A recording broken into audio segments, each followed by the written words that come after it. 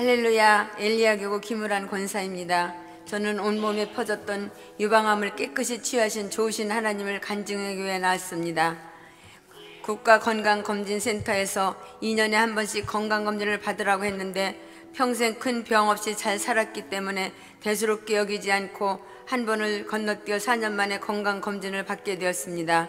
그런데 그 사이 왼쪽 유방 2시 방향에 몽우리가 발견되어 30분이 넘도록 정밀 초음파 검사를 받았는데 이건 암덩어리 같으니까 빨리 조직검사를 받아보라는 것입니다. 그래서 바로 아주대학병원에 가서 조직검사를 받았는데 검사 결과는 유방에 암이 벌써 많이 진전되어 크기가 2.5cm로 커져 있었고 임파선과 척추 3번 뼈와 식도까지 다 전이되어 유방암 4기 판정이 나왔습니다.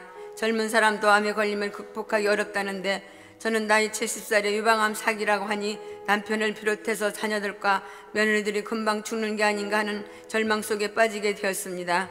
남편 김옥현 안수 집사는 당신 죽으면 나 혼자 도저히 살 수 없다며 5, 6년만 더 살아달라고 울며 애원했습니다. 그런데 제 마음은 이상하게도 평안했고 하나님이 나에게 무슨 계획이 있으셔서 이런 병을 주셨을 거야 생각하며 바로 전도의 간증이 되고 싶다는 소원이 생겼습니다.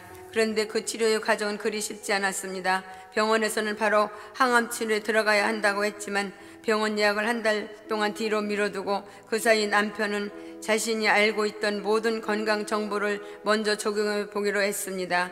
일본 이시하라 유미 박사는 암은 체온 35도에서는 급속히 진전되고 39.6도 이상에는 파괴된다고 했습니다. 그래서 남편은 저녁마다 손수 팥으로 찜질팩을 만들어 지극정성으로 암 부위를 뜨겁게 찜질했습니다. 전신 맛자리를 열심히 해주고 식이요법으로는 항암식품인 가지요리, 차가버섯, 마늘요법, 머위요법 등등을 꾸준히 했습니다.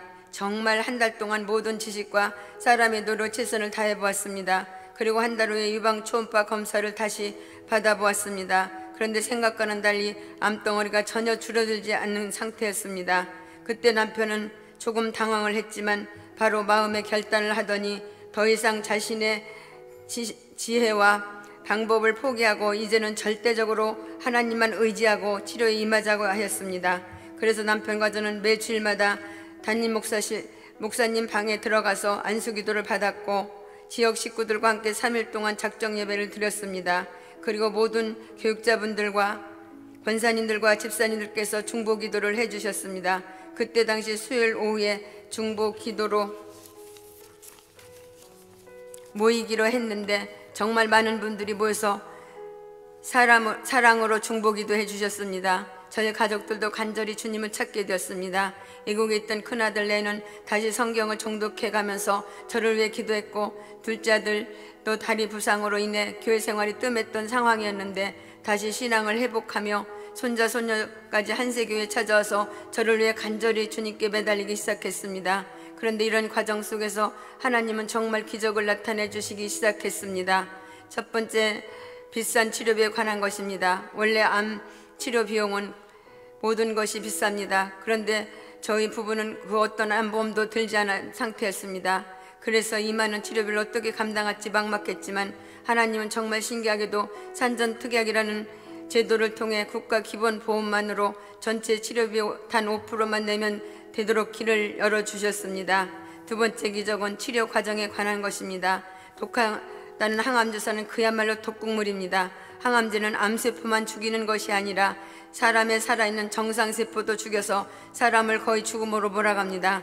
면역세포뿐 아니라 소화기관의 점막세포, 피부세포, 모세세포 등등 모든 세포를 죽게 만들어 항암치료를 시작한 지 얼마 안 되어 머리카락이 한 줌씩 빠지더니 끝내는 완전히 다 빠져버리고 민머리가 되고 말았습니다. 그래서 가발을 쓰고 다녀야 했습니다.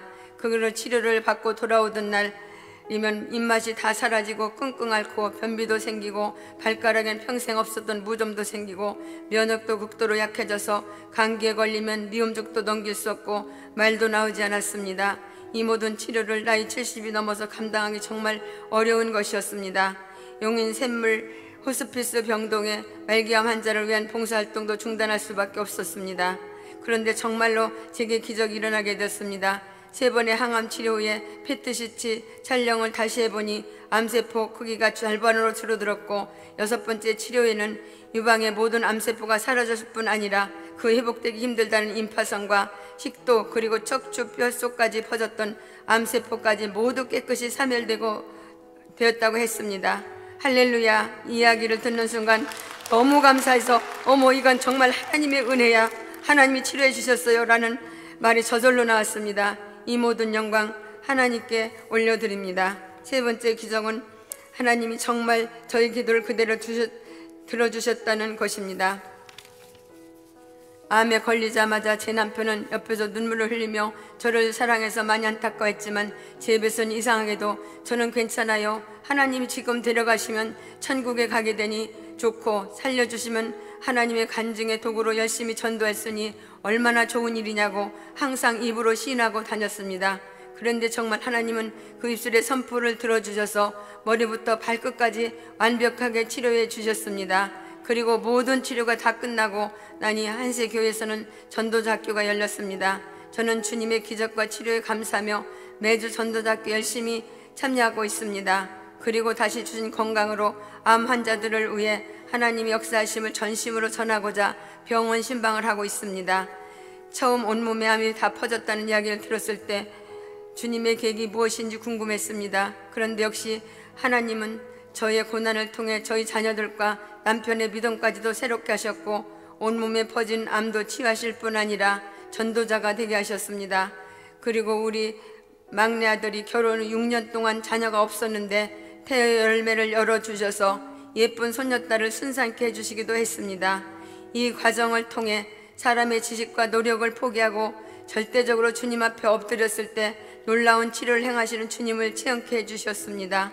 고난을 통해서 이렇게 놀라운 승리의 간증에 되게 하신 나의 전능자 살아계신 하나님께 이 모든 영광을 올려드립니다. 할렐루야. 아멘.